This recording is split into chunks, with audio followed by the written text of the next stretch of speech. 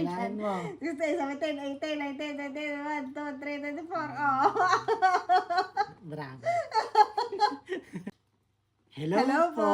Good evening. Good evening. For today's video, gusto po namin i-share sa inyo kung paano ginagawa yung ID or intentional discipleship kami as husband and wife. As a husband, my role is to lead her and to disciple her and our family. So, video lang kami. Mag-ID kami tonight para malaman nyo kung paano ginagawa yung ID. Hindi palang Tagalog. ito yan. Our Father in Heaven, thank you Lord sa day na to na pinagkaloob mo sa amin. Thank you for this night. Usap ulit kami. Pag-usapan yung ginagawa mo sa buhay namin.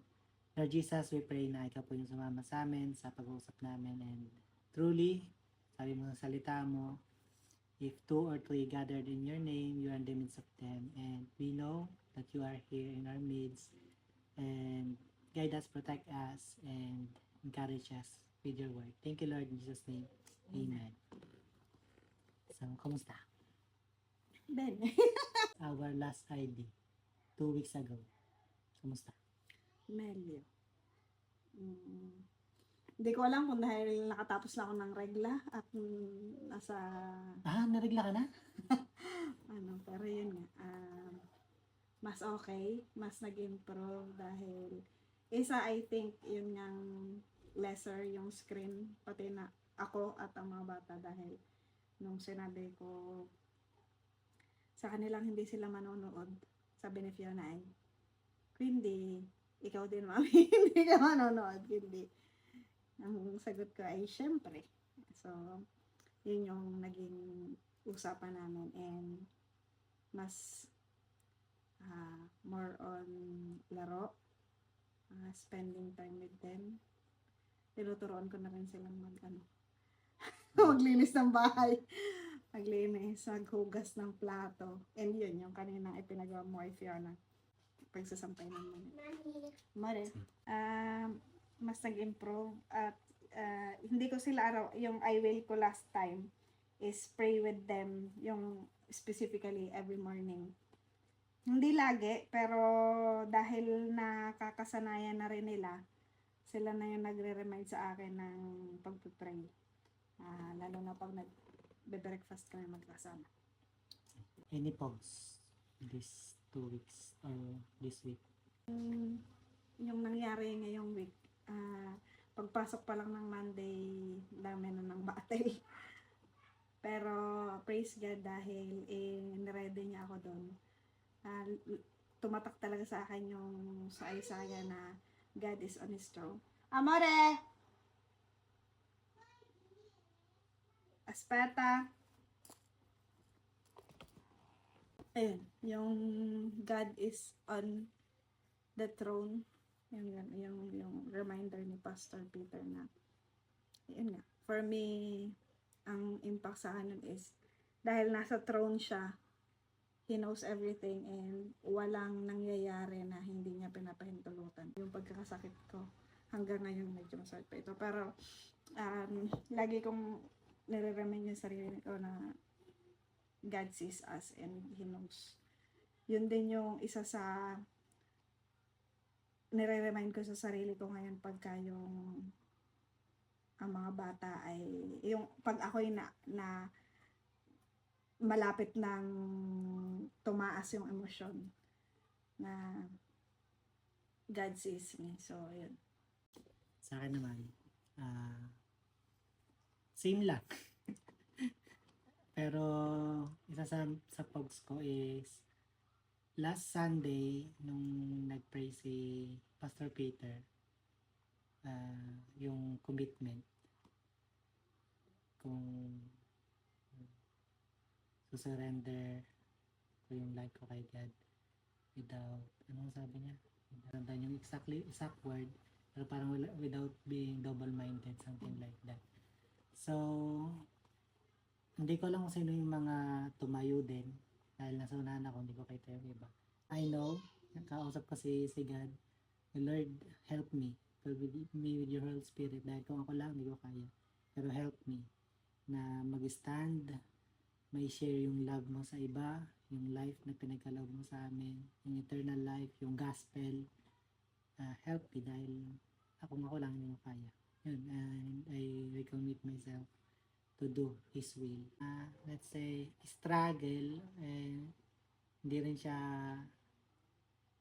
inevitable, hindi siya maiwasan, hindi natin alam kung kailan mangyayari. But, yung response natin, always, alam natin, dapat sarili ko, kailangan alam ko paano ako mag-response in that kind of situation. What anniversaries have you celebrated so far this year? Anniversary natin. Sakto. Isa. Kailan nga yan? Ikaw. Nakalimutan mo natin. Ikaw, ano? August. August? 5. Anong year? 2016. Make! Ano? 16 nga. Bilangin mo nga. 16, 17, 18, 19, 20, 21, 2, 3, 24. Oh. Bravo. So, what do these milestones remind you about God?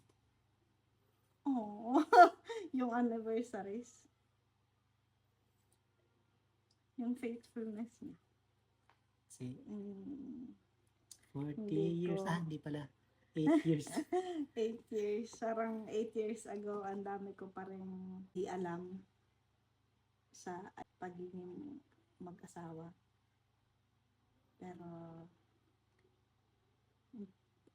sinamahan niya tayo in that 8 years. Remind me about God. What do these milestones remind me about God? Yung faithfulness niya. Saka yung faithfulness talaga niya. In our 8 years, bukod dun sa atin, sa relationship natin, sa mga bata, sa provision, Sa life provision. the way we act of faith, sa paglipat ng bahay, sa lahat ng gastusin, yung as in bumukod, yung lahat ng mga act of faith natin, si God naging faithful siya na mag-provide as long as we do His will. Let's read Isaiah 6:1-8.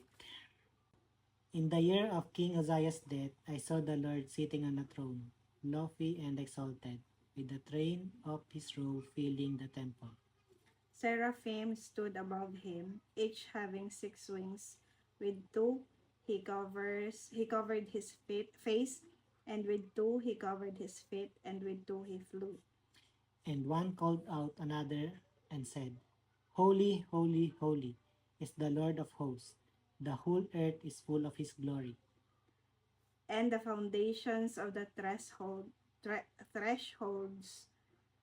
trembled at the voice of him who called out, while the temple was filling with smoke.